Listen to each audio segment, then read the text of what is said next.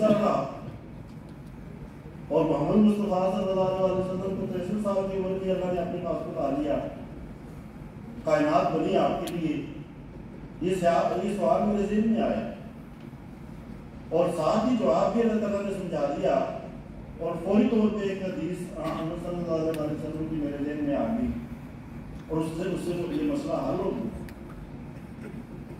وہ حدیث یہ ہے کہ 63 سال میں نبی صلی اللہ علیہ وسلم نے تو اپنا کام مکمل کر دیا تھا، اليوم اکملت لکم دینکم واتممت علیکم نعمتی ورضیت لکم الاسلام دینا، کام مکمل ہو گیا۔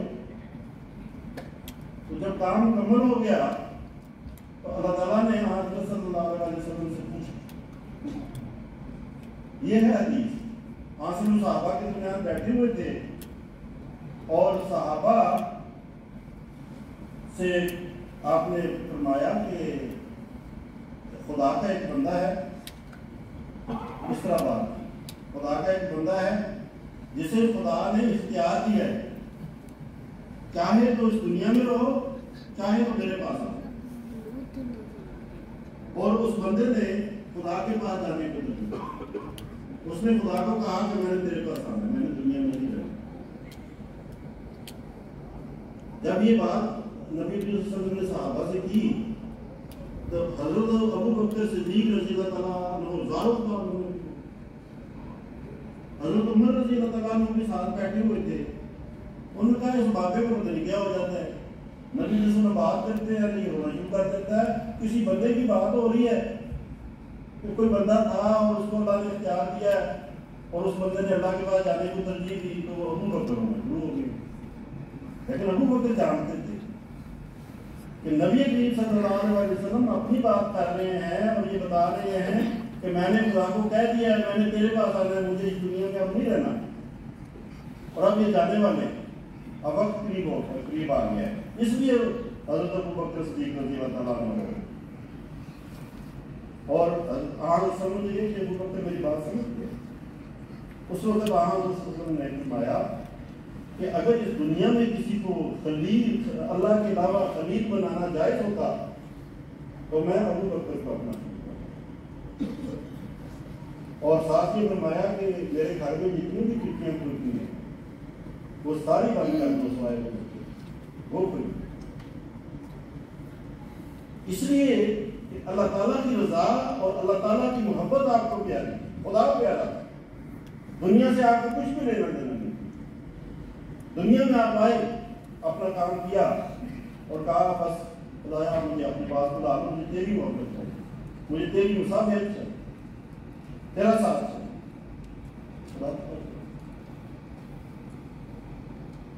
دنیا داری کے بارے میں دنیا میں ہے کیا چیز؟ ان الآخرۃ لحیوان، اصل تو آخرت کی زندگی ہے۔ اللہ فرماتا ہے ان الآخرۃ لحیوان، یہ زندگی کچھ بھی نہیں۔ بعض لوگ کہتے ہیں جو فلاں کے ساتھ بڑی زیادتی ہوئی، بچہ کہتا ہوا فوت ہو گیا، گزرا وہ فلاں 20 سال کا تھا، نوجوان تھا، وہ تو اللہ تعالیٰ نے اس کو اپنے پاس بنا لیا۔ بھائی دنیا داروں کے لیے دنیا بڑی چیز ہے، خدا کے نزدیک تو دنیا کی کوئی حیثیت نہیں۔ خدا جب کسی کو اپنے پاس بلا دیتا ہے تو خدا اس سے بہتر دنیا میں اس کو بلا لیتا ہے، اس لیے وہ زیادتی نہیں ہوتی، وہ تو خدا کا اس لحاظ سے ایک احسان ہوتا ہے کہ کسی کو اپنے پاس بلا لے اور وہ ایسی حالت میں بلا لے کہ اس کے گناہ تھوڑے کم ہو، وہ معصوم ہو۔ تو دنیا کی خدا کی نظر میں کوئی حیثیت نہیں۔ جا رہے تھے صحابہ کے ساتھ، ایک بکروٹا بہت ہی چھوٹا سا اور کمزور سا اور بدصورت سا مرا ہوا، تو نبی صلی اللہ علیہ وسلم نے صحابہ سے پوچھا کیا کوئی اس کا خریدار ہے جو خریدے گا اس کو، اس بکرے کو؟ تو وہ تو کمزور مرا ہوا اور بالکل ہی بدصورت سا بکرا، صحابہ نے کہا یا رسول اللہ یہ تو زندہ بھی ہوتا تو کوئی نہیں، اس طرح کا ہے، ہم مرے ہوئے تو کون گے؟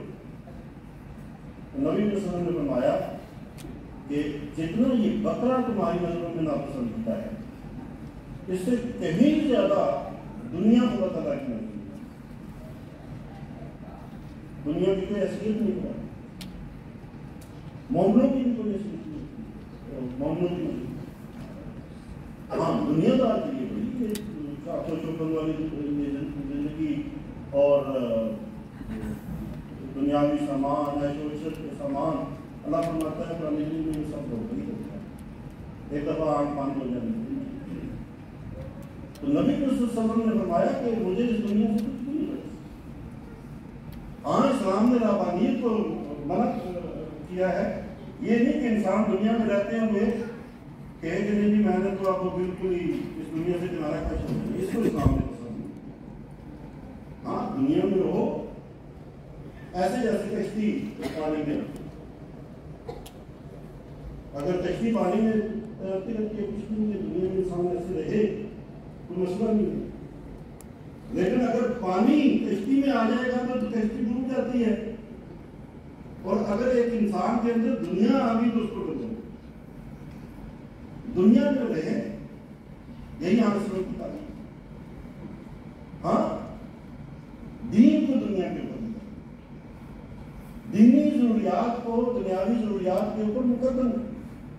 نبی کریم صلی اللہ علیہ وسلم کا دستور یہ تھا کہ جب آپ دینی ضروریات ابھی نہیں پڑی تھی آپ فقراء میں ضعفاء میں غریبوں میں مال تقسیم کیا گیا. جب دینی ضروریات پڑ گئی تو پھر دین کو حقوقیت آتی اور ابا کو بھی تھی. لیکن زیادہ تر رجحان دینی ضروریات کی. بعض لوگ کہتے ہیں کہ ہمیں کیا ضرورت ہے چندہ دینے کی. چندہ کیا ہے, ہم تو فلاں غریب کو بھیج دیتے ہیں فلاں کو بھیج دیتے ہیں, ہم اتنے لوگوں کو اپنی فیملیوں کو ہم پال رہے ہیں, چندہ اس لیے ہم تو ضرورت ہی نہیں. چندہ دینے کی کیوں ضرورت نہیں. آج اسلام سے بڑا کمزور اور غریب کون ہے؟ ہم کہتے ہیں کہ مسیح موعود علیہ السلام اسلام کو زندہ کرنے کے لیے آئے. اسلام کمزوری کی حالت میں جو زندہ کس کو کیا جاتا ہے جس کی حالت مردہ ہو چکی ہو. اسلامی تعلیم تو زندہ ہے لیکن مسلمانوں کی حالت مردہ ہو چکی ہے. ان مسلمانوں کو دوبارہ زندہ کرنا, اسلام کی تعلیم کو پھیلانا, اس کا پرچار کرنا, اسلام کے دوبارہ پرانی طاقت اور توانائی واپس لے کے آنا, یہ کام ہے جو جماعت احمدیہ نے کرنا ہے. حضرت صلی اللہ علیہ وسلم کی اصول پہ عمل کرتے ہوئے. اور اس کے لیے ظاہر ہے کہ وہی نمونہ ہے نبی صلی اللہ علیہ وسلم کا اور صحابہ کا انفاق فی سبیل اللہ. آج کے زمانے میں یہ کام ہمیں سے ہوتا کہ محمدی اخلاق کو ہم زندہ کریں, اسلام کی تعلیم کو زندہ کریں, اسلام کی تعلیم کا پرچار ساری دنیا میں کریں. دیکھیں جب 1934 میں احراج نعرے لگا رہے اور یہ کہہ رہے تھے کہ ہم قادیان کی اینٹ سے اینٹ بجا دیں گے اور منارۃ المسیح کی اینٹیں ہم برائے پیاس میں بہا دیں گے اور احمدیت کا خاتمہ ہم کر کے رکھ دیں گے اور احمدیت کی آواز کو ہم قادیان سے باہر نہیں آنے دیں گے. اس زمانے میں حضرت مسلم موعود رضی اللہ عنہ نے تحریک جدید لگایا. آپ نے فرمایا کہ یہ کہتے ہیں کہ ہم قادیان کی آواز کو دبا دیں گے. اس تحریک کی برکت سے یہ آواز جو ہے یہ ساری دنیا میں گونجے گی اور ساری دنیا میں پہنچے گی. آج دیکھیں کہ اس تحریک کی برکت سے اس تحریک کے گھر ہیں جو یہاں جرمنی میں کھا رہے ہیں اور ساری دنیا کی جو احمدی ہیں اللہ تعالیٰ کے فضل کے ساتھ اس تحریکی چیز کے پھل کھا رہے ہیں اور اس میں قربانی کرتے ہیں. اور اس تحریک کے ذریعے سے آج انہی سب اخلاق کو اور اس سارے اسوے کو نبی کریم صلی اللہ علیہ وسلم کا اسوہ ہے اس کو ہم نے زندہ کرنا ہے اور ساری دنیا کو پھر جیسا کہ یہ پیشگوئیوں میں موجود ہے کہ حضرت صلی اللہ علیہ وسلم کے قدموں کرے اور آپ کے جھنڈے کے لیے جمع کرے. یہ کام ہمارے اس کو, لیکن یہ کیسے ہوگا؟ یہ قربانی سے, یہ اپنی دنیاوی خواہشات کو قربان کر کے انفاق فی سبیل اللہ ایسے جیسے نبی کریم صلی اللہ علیہ وسلم اور صحابہ اور جماعت کو محسوس کرتی ہے. ہم نے دیکھا ہے اکثر آپ بہت بڑی چکا ہے لیکن بات نہیں ہوئی. بعض کہہ دیتے ہیں کہ جی ہماری تو بس دال ہوتی نہیں، آپ چندے مانگتے ہیں، چندہ مانگنے آ جاتے ہیں، ہم کیا کریں، ہمارا تو خرچ ہی نہیں ہوا۔ وہ 2 یورو دینے کے روادار نہیں ہو۔ جب کہا جائے کہ بھائی 1 یورو 2 یورو دے کے اس بابرکت تحریک میں شامل ہو جاؤ، وہ کہتے ہیں ماننے تو مشکل، حالانکہ 1 یورو 2 یورو کوئی دو گے، ایک طرف خدا کی طرف دو گے تو پھر خدا تعالیٰ آپ کے تمہارے اموالوں میں برکت رکھے گا نا۔ لیکن اگر انسان بالکل ہی چڑھا کش ہو جائے تو پھر خدا تعالیٰ کی طرف سے کیا ہوگا؟ قرآن کریم میں طرف ہوتا ہے ان سے کچھ بھی سبیل اللہ ولا تلقوا ایدیکم الی التہلکہ، خدا کی راہ میں خرچ کرو، خرچ نہیں کرو گے تو لاتے ہی لاتے ہیں، تو پھر لاتے ہیں انسان اپنے آپ کو۔ کئی قسم کی بلائیں اور مصیبتیں منہ کھول کے کھڑی ہوں گی اور اس میں انسان کا بے تحاشا پیسہ لگے۔ اس لیے خدا کو انسان قلب کے ساتھ اور اس کی رضا حاصل کرنے کے لیے انسان ہر وقت محمد صلی اللہ علیہ وسلم جنگ آزاد ہوئی ہے تو پتھر پھینک کے ایک صحابی آپ کے پاس آیا، یا آپ کو پاتا ہے یہ دیکھیں میں نے پتھر ایک پتھر پکڑا، نبی کے سن اپنے پیڑ سے تھوڑا اٹھایا اور 2 پتھر شاہد ہو جہاں 2 پتھر قبر میں کھانا نہیں ہے، بھوک ہے۔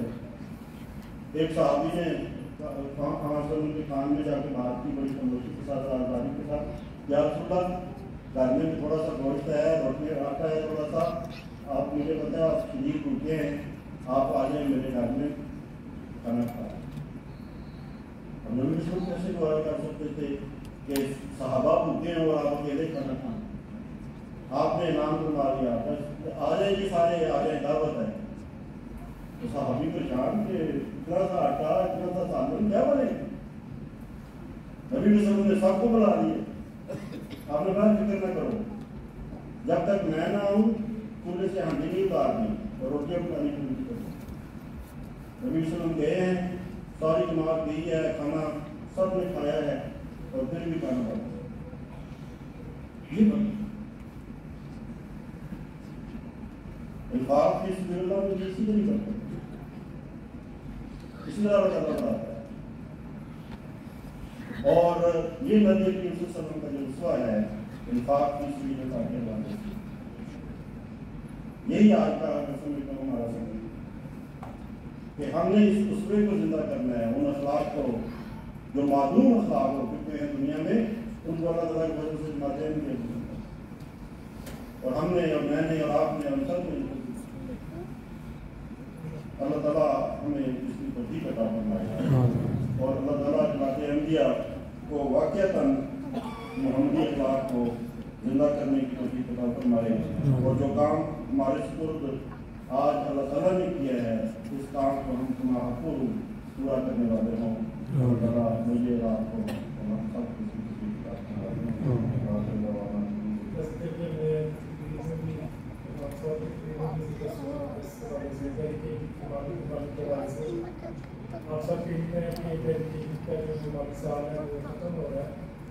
اس کے لیے ہم انتظار کر رہے ہیں، وہ بھی یہی سنیں گے ہم سب، وہ آج کے اجلاس کا حصہ ہے، اور اس کے بعد پھر انشاءاللہ تعالیٰ حضور ہی دعا کرائیں گے، اور حضور کے ساتھ ہم دعا میں شامل ہوں گے، اور پھر کھانا ہے انشاءاللہ، تو دعا کے ساتھ حضور کی دعا کے ساتھ پھر انشاءاللہ تعالیٰ دعا کا ہمارا جو اجلاس ہے وہ ختم ہوگا، لیکن ابھی تک وہ شروع نہیں ہوا۔